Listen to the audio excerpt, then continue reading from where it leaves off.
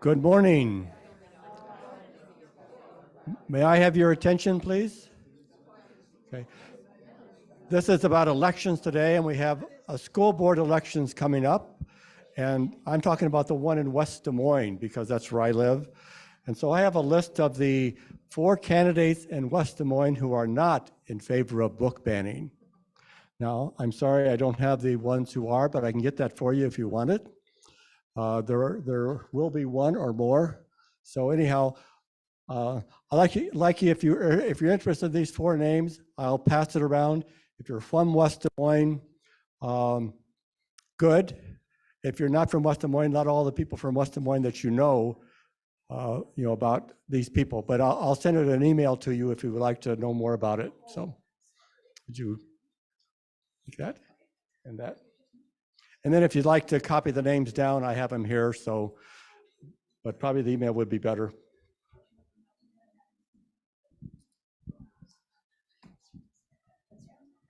So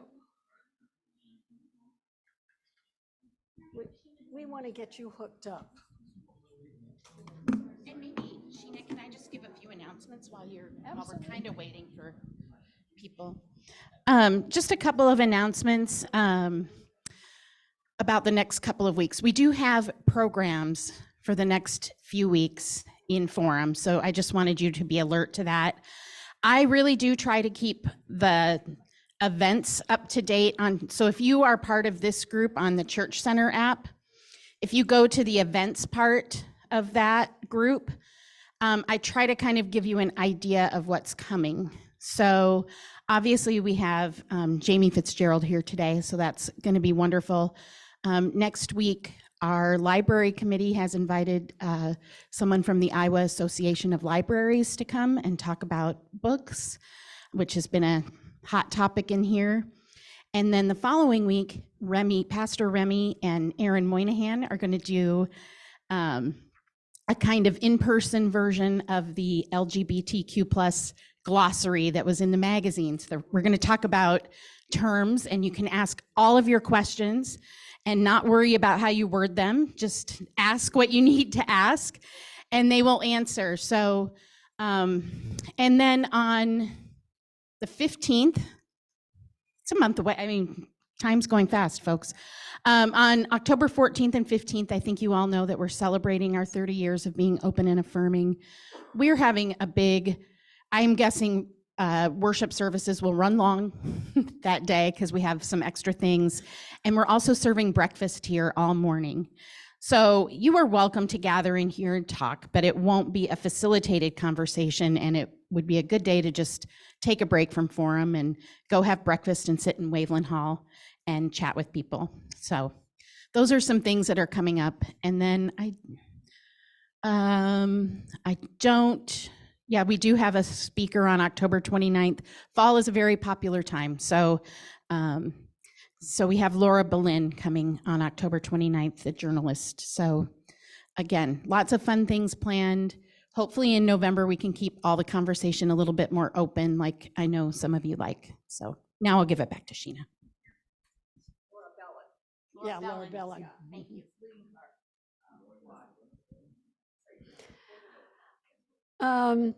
And before I turn the microphone over to Amy, the Des Moines School Board, Amos is having the Des Moines School Board and the new superintendent on next Sunday, 3 to 4:30. And so there are these handouts if you want to take one, and then you'll have the information in your hand.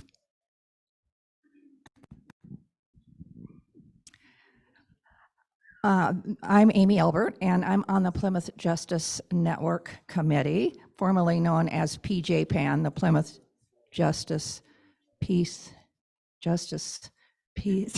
See, that's why we changed it. So now we're simpler.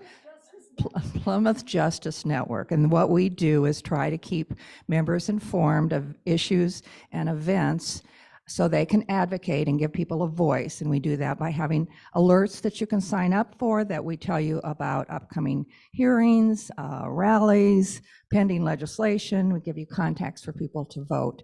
We feel one of the strongest ways you can make your voice heard is by voting. Very important in this upcoming election. So we have invited today Jamie Fitzgerald, who is the Polk County Auditor and Commissioner of Elections. And there have been a lot of changes in our election laws. And so he's going to update us on a lot of those changes and how you can ensure that your voice is heard. Jamie? I guess you have yours. Oh, I'm good? Yeah, I think you're good, right? Yeah. And we'll take questions afterwards. We'll let Jamie do a presentation, and then we'll have some question time. Great. Well, I want to thank you for allowing me to come speak. I feel like I get to come here every year and talk a little bit about elections. Unfortunately, I'm the guy that has to give the bad news on some of the election law changes. And kind of looking back at how these changes occurred, in 2020, during COVID, we had a lot of early voting. There were a lot of unknowns about COVID, and there were a lot of polling place changes. Places we normally are at, like Wesley Acres, one of our favorite places to vote, wouldn't let us back in. And to this day, they still don't let us back in as a polling site, which moves all the other polling sites, because we try to get somewhere close to you. But during a very successful 2020 election, we had over 1 million Iowans vote by absentee ballot, safely, securely at home. We had a very small amount of satellite voting, and we also had a lot of people that voted at the polls, surprisingly. So county auditors, both Democrat and Republican, big and small, all were high-fiving each other on how great this election went. We were very excited. March comes, the Republican legislature passes a comprehensive change to our election laws in 6 days. From being introduced, having a public hearing, and voting on it and sending it down to the governor. Now, I know Gene Nelson used to work in the legislature with me, and that's pretty unheard of to do that fast.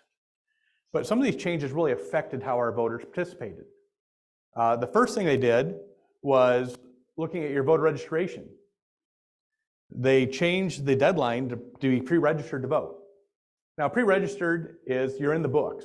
In the old days, we had those books where you'd say your name, and all my poll workers start looking for your name. So even if it was Fitzgerald, the people in W to Z would start looking too. So, and that was fine.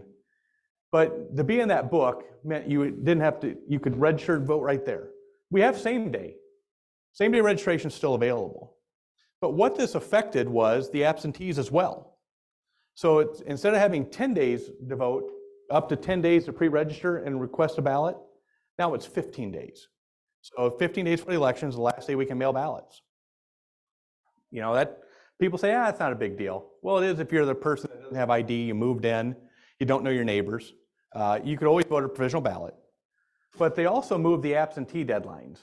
Now, to use, I know we're in football season, I'll use a little example of football. It'd be like you kicking a 20-yard field goal, or from me to the end of the block, and now I'm kicking it backwards.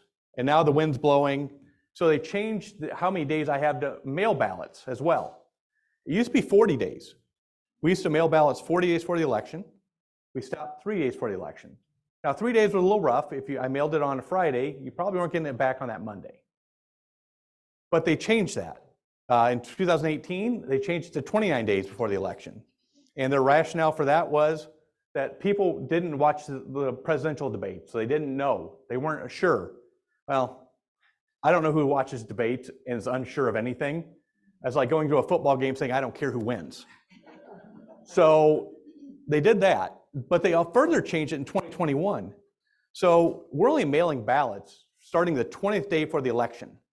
So 20 days for the election, we mail ballots. We stopped mailing ballots 15 days for the election. We're mailing ballots for 4 days, people. This 4 days, 4 business days. Now, that doesn't mean you should turn your back on the absentees. In 2022, 96% of the people that requested an absentee ballot returned them, which is phenomenal. Usually it was in the 80s. This was 96%. But they also changed how you did your forms. You know, everybody's seen the absentee ballot form. That's your name. The confusing voter identification It's a hint, it's always your driver's license. And if you know your PIN number, you can request a card from your county auditor to get this PIN number, but you weren't given to it automatically. When they changed the law, we fought that everyone should just get a PIN card. That way you can use it to vote. The legislature chose not to listen, which isn't a surprise to me.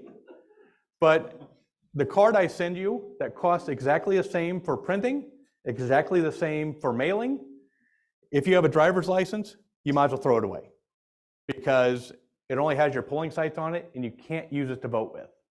So that's been a problem over the years. We keep asking them to change. And it's not just me. It's the smaller counties, Democrats and Republicans are asking for these changes. So they also changed when you could request a ballot. Now, requesting a ballot to be mailed to you used to be a tickler file. If you were nice enough, had a good enough life that you could be a snowbird and avoid these winters, God bless you. But you would also have most of the bond issues, most of the special elections happened in January through March. So we just kept a file. So we had people that come and request a ballot for any election. So we kept a file. It was no big deal. And if there was an election, we sent you a ballot. If there wasn't, we threw it away. Then they changed it in 2018 to 120 days for the election. Okay, 4 months, that's pretty good. In 2021, they changed it to 70 days. Now, 70 days, a couple months, but they also changed what happens if I get it ahead of time. If it comes on the 71st day before the election, I mail it back to you and say I can't accept it. Even though you literally gave it to me and trusted me as a government official to get that ballot to you. You'd be surprised how often this happens. It happens a lot. The other thing they did was they decided that the date that you signed it was very important. So you have to fill out everything in our website. It has everything is on yellow: name, voter ID number, which again, you're going to be your driver's license more times than not. And if you're like me in AARP, they tell you not to give your driver's license to anybody. So there's a reason for some of the stuff they're doing. You have to put your address. If you're temporarily away, say you're on vacation, you want your ballot mailed to a different address, there's a mail to. That's optional. In primaries, you have to pick a party. Otherwise, we go with the one that's on record. So if you're a Democrat, you wanted to vote in the Republican primary, you just click Republican, we'll change your party affiliation there. You have to sign it, and you have to date it now. I'm not sure what the date had to do with anything, but you'd be surprised how many we have to turn back. Now, you bring it to us, and there's a lot of campaigns. Both parties do this.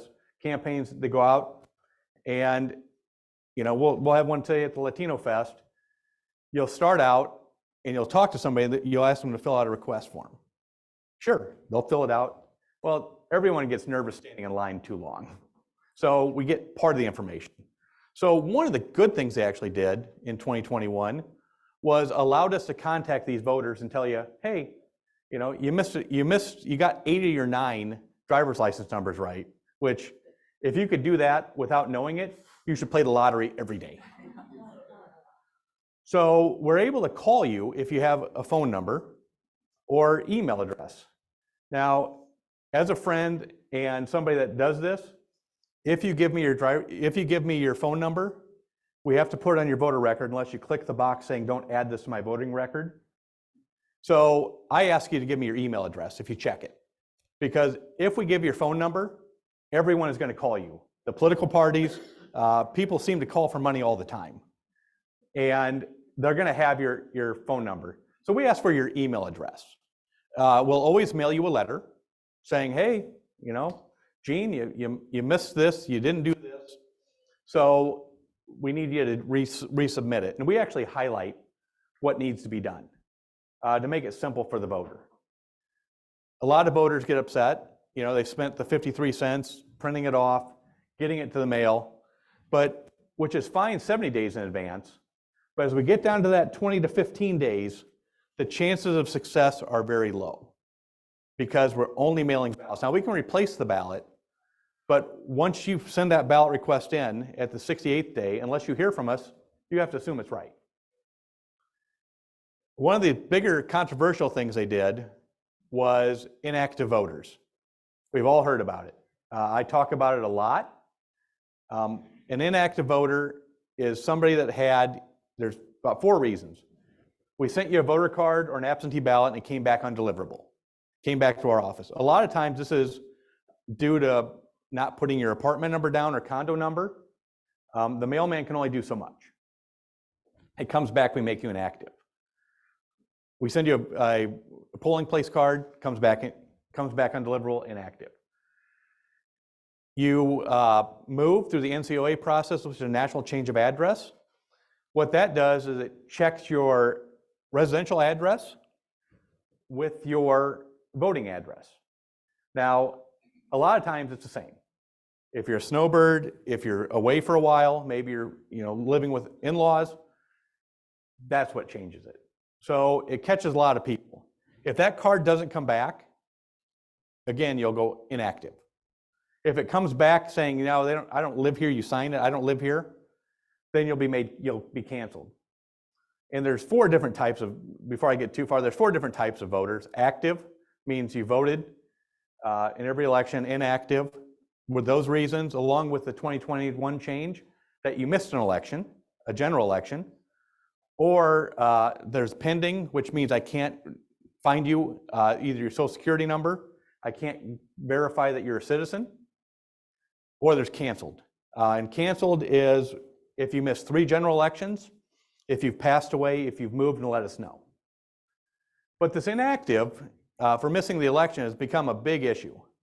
Originally, we had 13% of the people were made inactive in the state in 2020, after the 2020 election. Now again, the 2020 election had a lot of things going on with COVID. There was a lot going on, so 13% of all registered voters were made inactive. They also made inactive 17-year-olds. So we do a lot with the high schools. The high schools are actually required to do 2 voter. Okay. I appreciate I was the only one that jumped. So we do 2 registration drives in high schools and colleges. They're required by law to do that. So we're asking these young people, go ahead at 17 and register. Even though you can't vote until you're 18, we want you on these rolls. So the first taste of government they got was registering to vote. We gave some awards to some high schools. We were very excited. And then this law passed and we made a bunch of them inactive. Over 140 in Polk County. And we worked very hard in our office to contact these voters, to let them know, hey, this was a mistake. And in fact, it was such a big mistake, the legislature changed it less than 2 months from enacting it. So it was a big problem. It doesn't exactly exude a lot of confidence in government. But fast forward to 2022, gubernatorial elections, historically lower than presidential elections.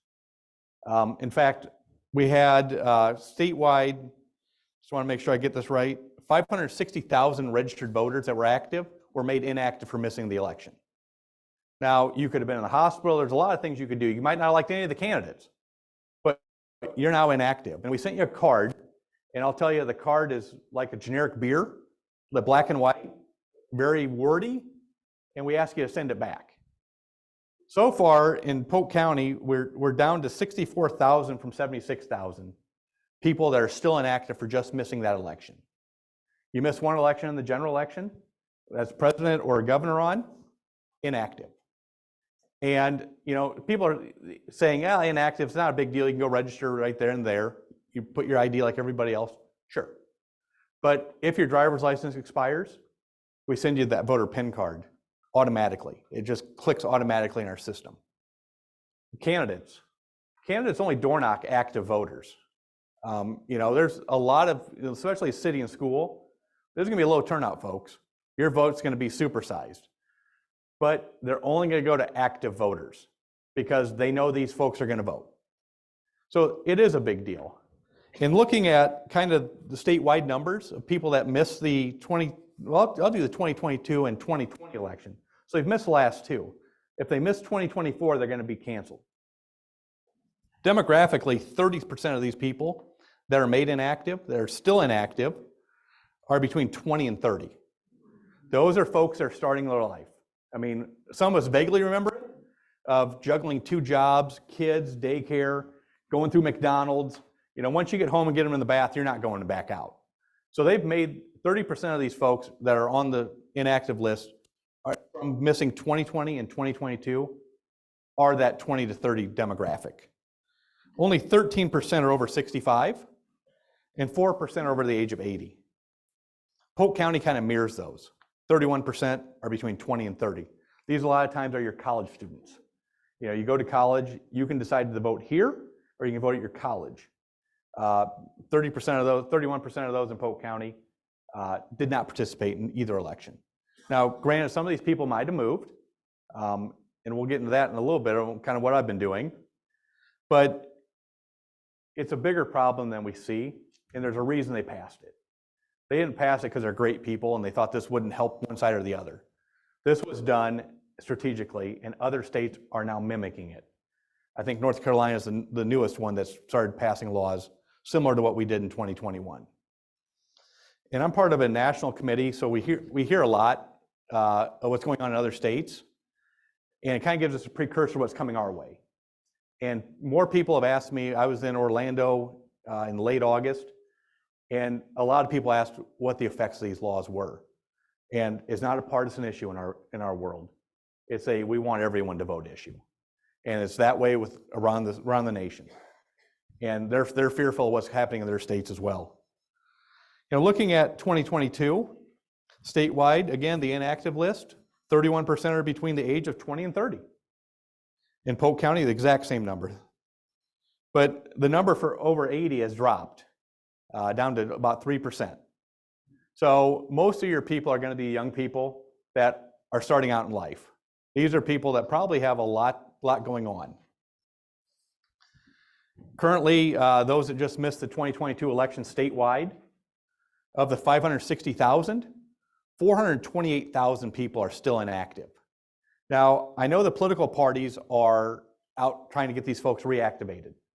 Yeah, I hear from them, I see them, and to reactivate yourself, there's a few things you can do. You can re-register, you can do that online or using the paper copy.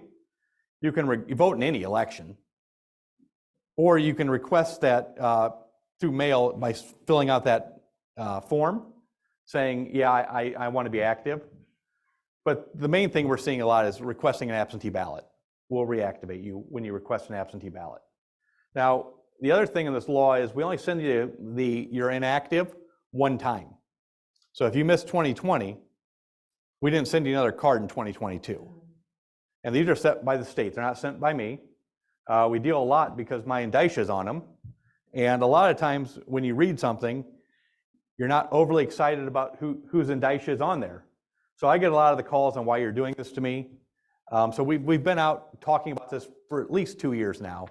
And we want to make sure that if you have a neighbor, they can still go vote even though they're inactive. All they have to do is show up. You're going to have the same thing. You're in the rolls still. You're going to show your ID like everyone else. And now we have, if anyone's voted at the polls, I don't personally, but we have the little green iPads that scan your information. And I'll give you the secret. It treats everyone exactly the same. We ask the exact same questions of everybody, so everyone's treated equally. It doesn't pull up your eye color, your weight. It just pulls up your address, your name and address. They give a quick look, good. You know, no one's stealing somebody's driver's license to go vote in elections. It's just not happening. So they also changed how we accept absentee ballots. Before 2022, we could do the postmark or what's called intelligent mail. Intelligent mail is a little bar scan.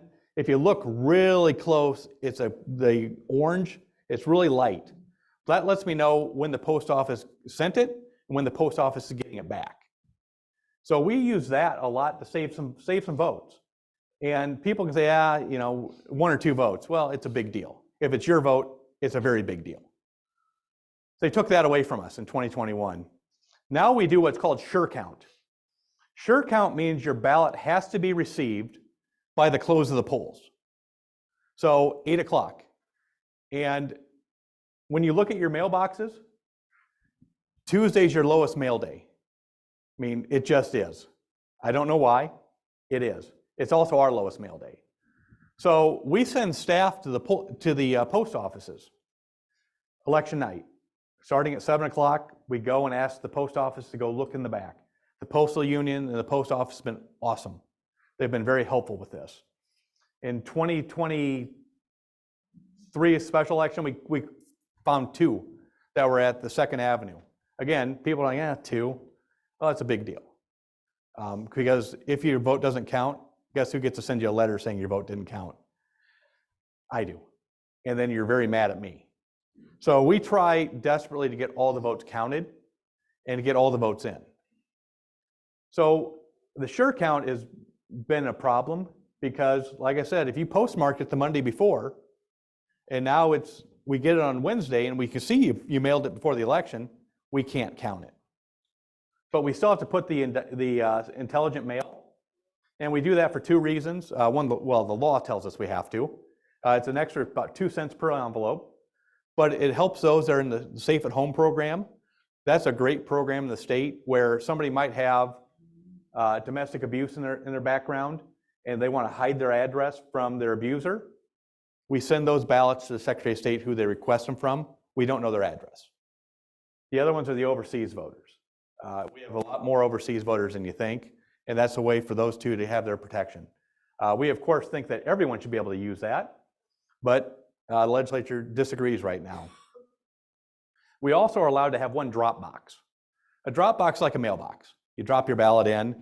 The problem with that is where I work, if anybody's been down to my office, I'm on 2nd Avenue. That's a lot of bars, and there's a lot of problems in our area. I walk over water every Monday. I assume it's water, but it's in the alcove. So there's a lot of feet wiping. So we want to make sure your ballot was successful. So we actually board this into our door, into our building, and it's in a steel case. And we're required to look at it 4 times a day during the election cycle. We have a 24-hour security system that not only looks as, if you look up in our office, it's right above you, and there's one right inside the window to make sure that who's putting their ballot in. Because they also changed who can deliver your ballot. You know, it used to be, anyone could deliver your ballot. They gave you a receipt, they delivered your ballot, you could check it online. Right now, I could have Andy go give my prescription at Walgreens. All you gotta know is my birth date. They're gonna give you my prescription. But I can't give Andy my ballot because he's not in my household. We're not relatives. He's not the voter, and he's not a precinct election official that's going to these care facilities. So they've made it really difficult. But we only get 1 drop box. We petitioned to have more.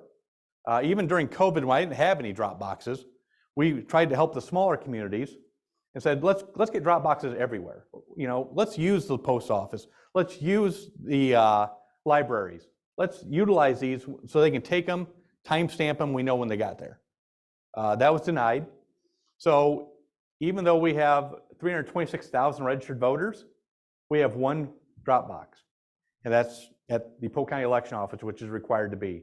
We actually asked to do it across the street where you drop off your property taxes. That was also denied. So they want it where you vote. So ours is at 122nd Avenue. It's the one way. The one thing I wouldn't come down late at night. I would come during the day, and you can always park in front of our building in the green railing. That's free parking. So you can always come in there. If you park on the other side of the street, we're about 3 blocks up from Cub Stadium. If that light's turning yellow, just know that car at Cub Stadium, they're making that light. So be very careful because they go quick.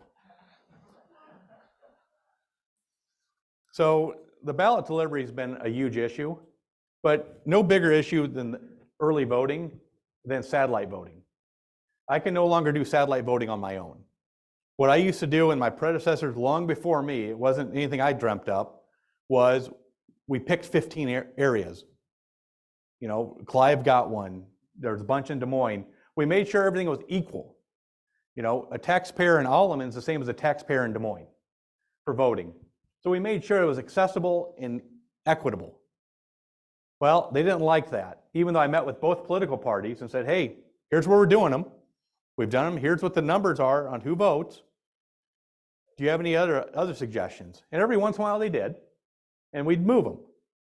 Now they have to be petitioned, and it takes 100 signatures, which isn't a lot if you're in Polk County. It's like 0.003% of our voters. But if you're in Ringgold County, which has about 5,500 voters, it's about 3% of the voters. It's a bigger number. So what happens is the rural counties aren't doing them. We're getting petitioned for ones all over the place. Instead of having a set couple weeks like we normally do, we're scrambling. In 2022, we had a lot of them, but we didn't have any in South Des Moines or East Des Moines because they weren't petitioned. So that's becoming a bigger issue, especially with people that sometimes don't trust the mail. And we do testing nonstop. I send staff out. I have staff that lives out of county. I have staff that lives all over Polk County. They get a piece of mail, they drop in the mailbox. It comes to us first class delivery, and I check on how fast it gets to us. Inside it just says, give to Jamie Fitzgerald. So we're constantly checking this. The Postal Service is fine. You always hear a lot of noise saying they don't do it right, they don't do it right. It's been wonderful for us. We work with them quite a bit, and they are professionals. They're your neighbors. Finally, I want to talk a little bit about, well, we did close, we took an hour off of voting on general and primary days as well in 2021, which I knew it was going to happen. 8:05, somebody calls, your polling site's closed. That's the new law. Well, why are you doing this? It's the law. So it does affect real people. And, you know, like I said, these families that are trying to juggle daycare, homework, it's affecting them more than it's affecting people like us in the room. There's some interesting things that are going on in my office. We were having voter challenges. This is a nationwide process where people are using the national change of address, which you can buy, and overlaying the voter rolls. And they're saying these people voted in 2022 in this state. Well, what we're seeing is most of these individuals think that when you register to vote somewhere else, it cancels your other registration. And we were part of a program called ERIC, which was an electronic registration system. There were about 25 to 30 states in there, and we all compared data. We compared Social Security numbers, DOT data, death records. We compared it all. This was run by the Secretaries of State. It wasn't run by me. It wasn't run by George Soros or Donald Trump. It was run by these individuals. It was great. It was a great process. The problem was one of the states didn't like that they had to send out, as part of this compact, if you found a voter that wasn't registered, you send them a registration. And they didn't like that. So I think Alabama was the first state to leave, followed by Florida, followed by Texas, and then let alone Iowa. So we've been assured by the Secretary of State that there's going to be a new system. And we're seeing it right now in a lot of the red states. There's a group in Alabama called Avid. That's how they're checking theirs. And they're signing agreements with Florida and other places. They're doing, so we're going to see a red state and a blue state wave on checking to make sure you're registered where you should be. Which there is no law saying you can't be registered in all 50 states. There's not one law in the books. You can only vote one time per election. So you can't vote early in Iowa and then go to Nebraska and vote. And we have a check on that as well. We do that after the election. And you'd be surprised, there's people that try it once in a while. But the thing I keep telling people, we have voter ID. Either it works or it doesn't work. And I only know of one active case of voter fraud, and that's in Woodbury County, Sioux City. An individual who is married to a county supervisor is alleged to have voted for 48 people. And that trial is coming up in November. So I may be taking some vacation days to go watch that. It'll be nice not being a witness. So these challenges are coming out, and most of the people, 99% of the people have moved. They just think that something has changed. So all they're doing, this group, is speeding up the process. It cost me about $3,000 for this last run. It was about 1,700 voters. We had about 30 to 40 that are active voters in Polk County or other counties. We denied those challenges. But I can tell you, those individuals are fired up. We got the letters. Some aren't over complimentary of me, but I read the entire letter in our public hearing, and there were some eyes, bulging like the old cartoons on what was being said. And like I said, I read them all, and I'll have to go to confession for it, but some of the words were a little salty.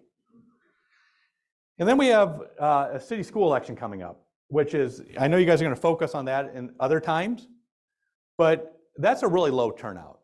When you start looking at the lowest turnouts, city and schools were always the lowest. And they actually combined them in 2019 to have city and schools on the same day.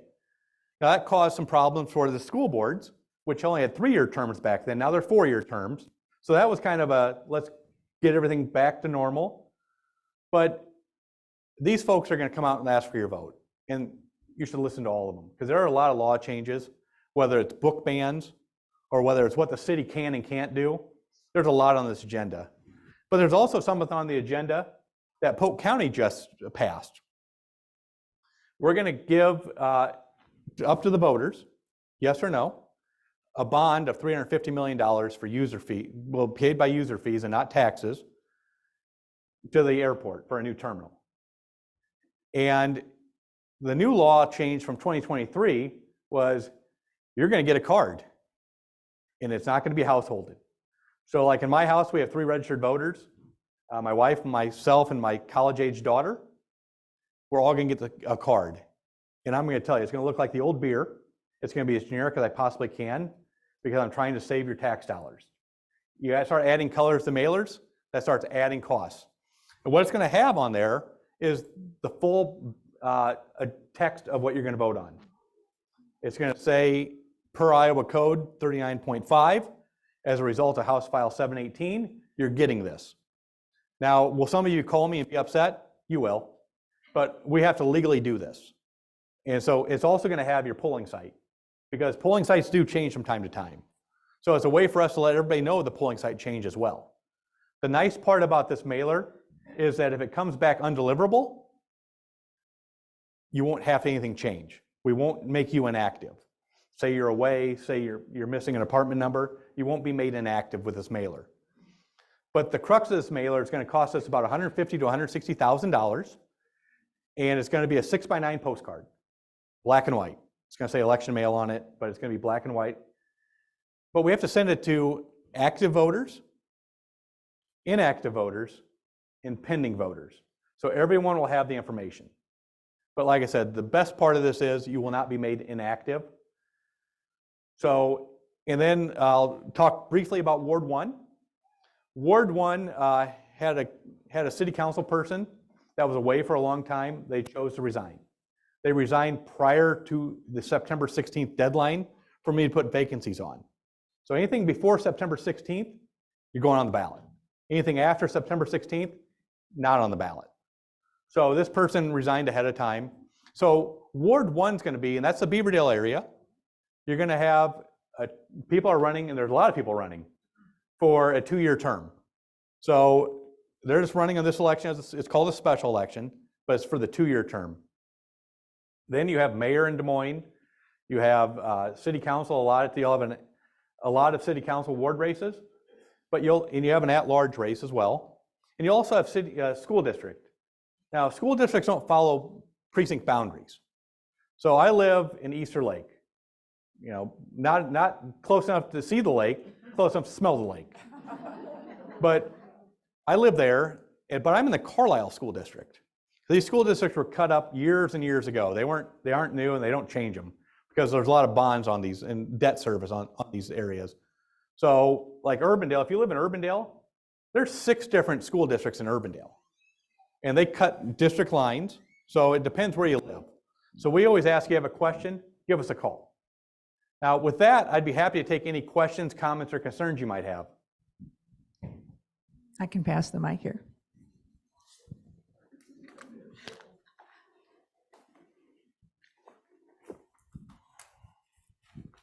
Does the extremely functional, not at all sarcastic website that tells me where to vote also tell me where to go for school district? Yes, that's run by the Secretary of State, but it's run through our database. Now, we just released our polling sites, Because, like I said, we lose about 10% of our polling sites every year, which again doesn't sound like a big deal until you realize it's 17 of them every year. And we're not the greatest of renters. Our elections are usually in November. We're opening and closing that door a million times. No one wipes their feet. So I get people don't want us there. So we have to move them about 10% per year. We just released ours. They're on our website, polkelection.ia.gov. That's where I would go to get most of my information. Or you can always call and email us. Our email is, we have a generic email we use, but we use it because there's 5 people that answer it. So any given time, I make sure that thing is answered. Just because somebody's on vacation, we don't want you to be in perpetuity, because when you ask the question, you want the answer. So we ask you to use that or call our office if you have any questions. I'd add that I do have some registration forms. Both Sheena and I have voter registration forms. Probably most of you in this room are registered, but maybe you have grandchildren, children who are not. You can just give them a form and fill it out, and then it goes to your office, correct, Jamie? Yes. Mm-hmm.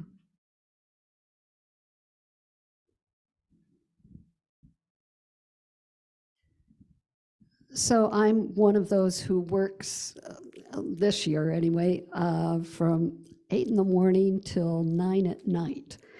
And so I'm going to need an absentee ballot. Yes. When do I ask for it? That's a great question. That's something I failed to mention. You could start requesting an absentee ballot. August 29th was the first day you could request them. The first day I can mail them is October 18th. The last day I can mail them is October 23rd. But you can always come and vote in our office. We're open 8 to 5, Monday through Friday. And you can come into our office no matter where you're at in Polk County. We do get a lot of people from downtown thinking we have Dallas County stuff, but unfortunately we don't. But and you also work from 6 a.m. to 9 p.m. Sorry. Do you have enough poll workers this year? Thank you very much, Patricia, for that. We have a ton of Democratic poll workers. What we don't have is a lot of Republican poll workers. And this is similar to other counties. If you're in Warren County, they probably have more Republicans than Democrats. So a lot of it is trying to find a balance. We can't have all 5 Republicans or all 5 Democrats. It has to be a mix. And for this one, we're able to use no parties. So if you're no party registered, we can put you in there. But we do have, if you're a Democrat, we're full. If you're no party or Republican, we still probably have place. There's a site on our website to click that and to apply. There's also on the Secretary of State's website a way to apply to be a poll worker if you're not in Polk County as well. I'm computer illiterate because I'm old, and I Googled voter location Iowa, and it took me to the website by the first thing I saw. Not only could I verify where I was, but it had a little spot I could verify I was registered. Correct. So anyone that wants to know if they're registered, like if I did it, anyone can do it. And if you run into people that say they don't want to vote because they don't know where to go, it's that easy for them to do it. Thank you. I get those phone calls, Jim. Jamie, very informative. Thanks, John. Big picture question. So how many, in Polk County, how many registered voters do we have? How many unregistered voters, I guess? And then what's the growth rate over time? How's that either going up, down, or changing? It's a great question. Right now, as of Friday, we have about 326,000 registered voters. That includes active and inactive. Of that number, 109,000 are inactive. So about a third are inactive. And that doesn't mean they're not going to vote. It just means they didn't vote in 2022 or 20, or they had something returned to our office. We are still growing in Polk County. We watch a lot of the other counties say, oh, we're the fastest growing in the nation. It's great, but we actually grew by more people than our friends in Dallas County in total that they have for people. Think of the growth areas. Think of Ankeny. How many of you remember when Ankeny was only 2 exits? Now it seems to have more exits than Des Moines. And then think of Altoona and Bondurant. Those areas are growing. Our farmland is shrinking. Our townships are shrinking. So the areas that the sheriff has to cover are getting less and less, other than like a Grimes where he actually does the policing for them. But the costs are the same because you have to get to these townships. We have about 15 townships still. One of them has 3 registered voters. 3. And that's over the Moffett Lake area in far southwestern Polk County. And I always want these 3 people to vote because if they don't, I don't know what we're going to do with the township. I'll take a question from Chuck. He's got his hand raised. Hi, Jamie. I appreciate the auditors and election officials all over the state in trying to encourage voting and making it easier for people. And it's frustrating to see the efforts to try to remove the vote from a lot of people. I want to take on a slightly different issue, but one I think you might have insight on or concern about possibly. How are we doing in our schools today on civics? Just teaching students about how government works, what it's all about, what your rights are, what your responsibilities are. I've got an idea those young voters are not getting that. And then I also noticed that a lot of older voters who are new to the system, when they come into the system and are voting for the first time in their 40s and 50s, which has happened a lot in recent elections, that they know nothing about how government works. I'm concerned about that, and I wonder if you are and what your thoughts on it are. Thank you very much, Chuck, and it's great seeing you again. We used to go into the schools and do presentations. I used to go to every high school. I used to do their homecoming as an election. I had a grant where we'd actually bring our voting machines in and feed them in. That was about 2008. We stopped doing it about 2012. We don't get asked a lot to come in. A lot of it is the legislature is now deciding what these kids are learning and not learning. I mean, think of whether it's the books or what they're being told. Not that we don't have the excellent social studies teachers, because we do. We talk to them quite a bit, make sure they understand that, get these folks registered. You got to have this. But we're not seeing, Chuck, a lot of hands-on like we used to see back when I was in school. I went to a private school in Fort Dodge, and one of the nuns was on a central committee, a political party central committee, and I'll be honest with you, it wasn't Republican, but she made sure we all were registered to vote and made sure we understood the processes. When it comes to people that are moving in, we're seeing a lot of people that have that old mentality of what their old state used to do. In Texas, to vote absentee, you have to put your driver's license number down both on your request and on your ballot itself. So we have a lot of people that are nervous about voting. A lot of new citizens are coming in where, we've all read the newspaper over the years where having that election, they already know who's going to win. It's amazing that some of these people in other states and in other countries get 98% every time. And then 2% go to jail. So we're seeing some of that with our new people coming in, but we're also seeing people that are coming from progressive states, Minnesota especially, where in Iowa you can vouch for 2 people on election day. So say you live in an apartment, you live in an apartment 1, people moved in next door, you know them, they haven't had time to get their driver's license, they haven't had time to get a bunch of mail, but they want to participate. So you can go in, if you're Bob Mitchell, and say, I know these 2. And you're going to sign a form saying, I know these 2 people. In Minnesota, it's 15. And where that really affects is the young voters. We're seeing drop-offs at Drake. We're seeing drop-offs at Grandview in terms of participation for the young people. Again, 31% of the people that were made inactive are made inactive for missing that election are between 20 and 30. And that's becoming a bigger issue. But I think in school districts, it's peaks and valleys. Some place a little bigger emphasis. I'll say Urbandale. Every year I'm invited to Urbandale. Other places don't invite me. We do make calls, but I think people are worried about partisan politics now and worried about what I'm going to say or if I'm going to come in as a registered Democrat or what I'm going to do. Nothing I've said today is partisan at all. And that's how we do when we're out in the field, that's how I operate. I want everyone to vote, but I want everyone to know the process. So again, it's like the football field. You're kicking that field goal and they keep moving the goalposts on you. We want to make sure you know where the goalpost is so you're successful. So did that answer it for the most part, Chuck? Yep, thank you. Thank you.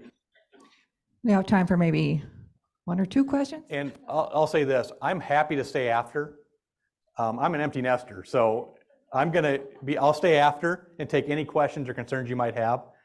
They can be constructive criticism as well. I'm plenty good with that. I know this is run by the Secretary of State, but if you go in to check to see if you're registered by going to that site, and let's say you're inactive, does it say you're registered, or does it tell you you're inactive, or does it just not find anything? So that's a great question. I found out for the first time, I was at DMAC for National Registration Day, and the DMAC students put it on because these registration drives are better by young people in the schools than people who look like me. I might as well get a windowless van and put it behind me. But these young people do a good job hustling each other. And we had one individual say, I'm registered to vote. I know I am. So they looked him up and it said inactive. So he activated himself right then and there online, did the DOT search. So it does say you're inactive, and it's a very good thing because it allows you to know. Because if you're inactive, you're not going to get the voter card. Once you change, and believe me, we have people that change online weekly. Some people see something on TV, they're mad, they don't want to be this party anymore. Now they're this party. And then the next week, they're now not mad, and they're back over here. So we see that a lot. Not a ton, but there's about 3 individuals that I think I should be able to get a P.O. box for them at this point in my office. With that, I'll close. I'll stick around if you have any questions or concerns, but I do thoroughly appreciate the questions, along with the opportunity. So thank you very much. Thank you very much. Thank you.